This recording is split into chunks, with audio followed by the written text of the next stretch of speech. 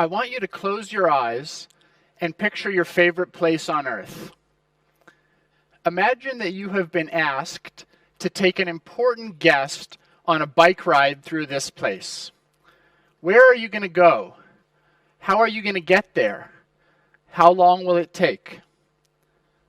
Keep your eyes closed and consider this. You show up on the morning of the ride, but instead of one guest there are 20. And you start talking to them, and you realize, well, 10 of them have been here before, 5 of them are competitive cyclists, and 2 of them have forgotten how to ride a bike. And by the way, they all have to leave for the airport in an hour and a half, and your job depends on giving everyone the best ride possible. Okay, open your eyes. Consider for a moment the task I've given you. It's not easy, is it? My guess is that as soon as you start, those competitive cyclists are going to start thinking, this is too slow.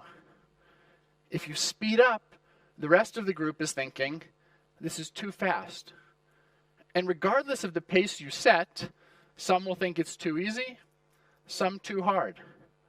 Meanwhile, those who have been here before are looking at you like this, and those who have forgotten how to ride a bike are screaming for help.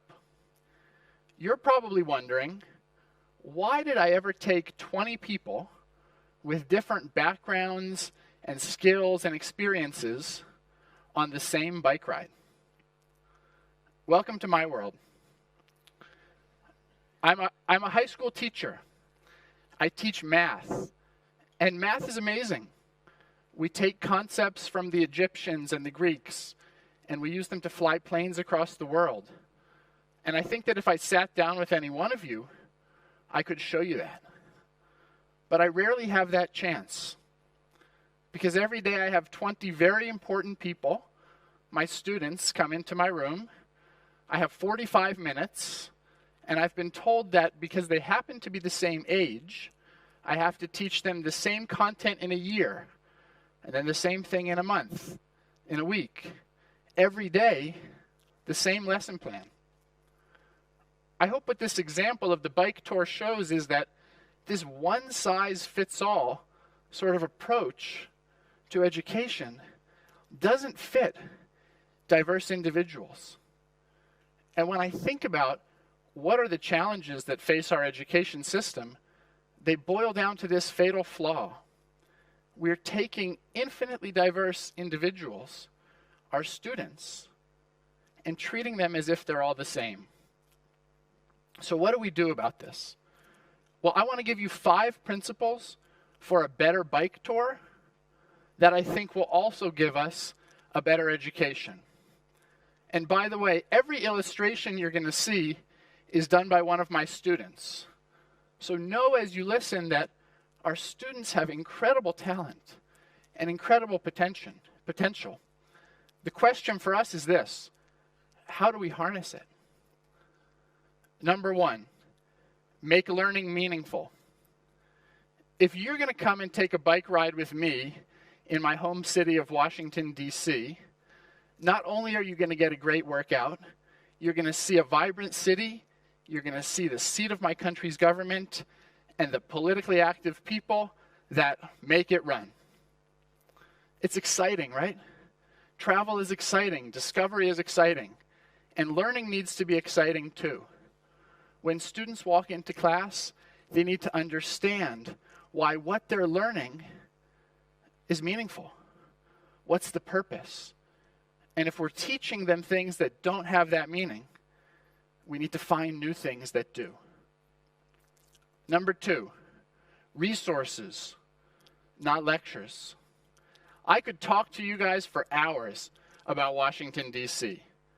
I don't think you want that. I think some of you want a map. Some of you want a GPS. You guys want to go discover for yourself. You may want to ask me a lot of questions, or you may want to do this on your own. Students are like this too. They don't want to sit and listen. They want to discover things. They want videos, they want problems, they want books that they can use to learn. and they can have a teacher there to support them.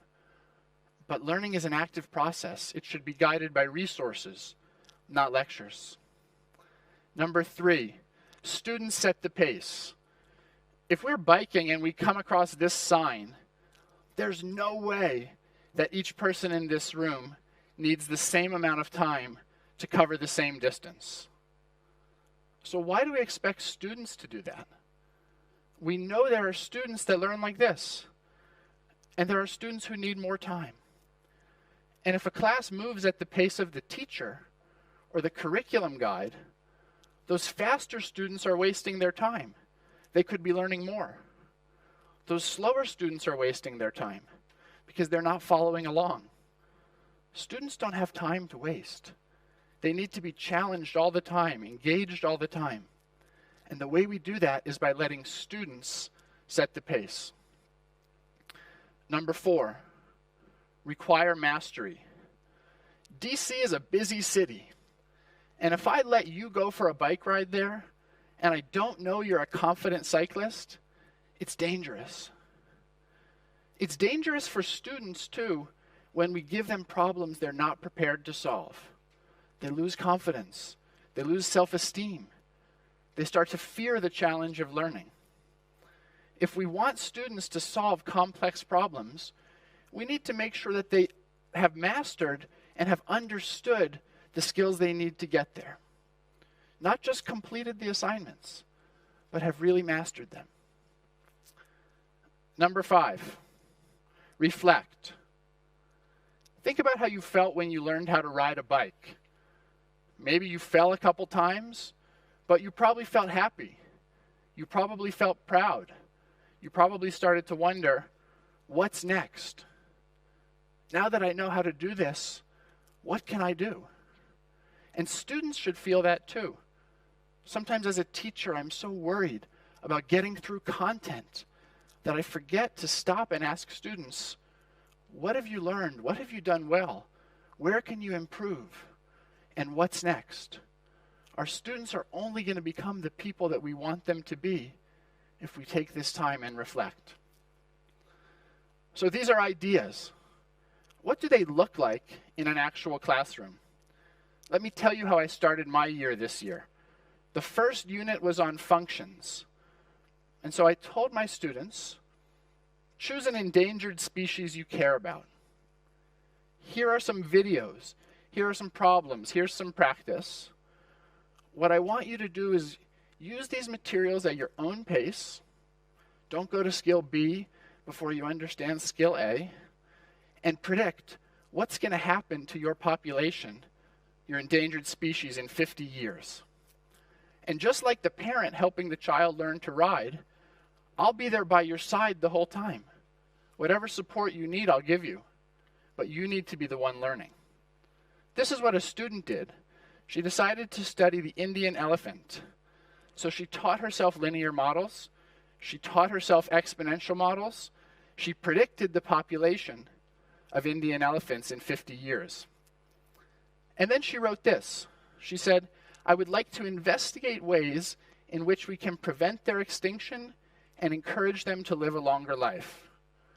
And when I read this, I realized this isn't just a student who understands math. This is a student who's asking what's next. This is a student who has taken what she learned and is going to go change the world. I know this approach works in math. Can it work in English, in history, in science? I think it can. And a colleague and I have started a nonprofit organization called the Modern Classrooms Project to try. We work with teachers to help them bring these principles to life in their own classrooms.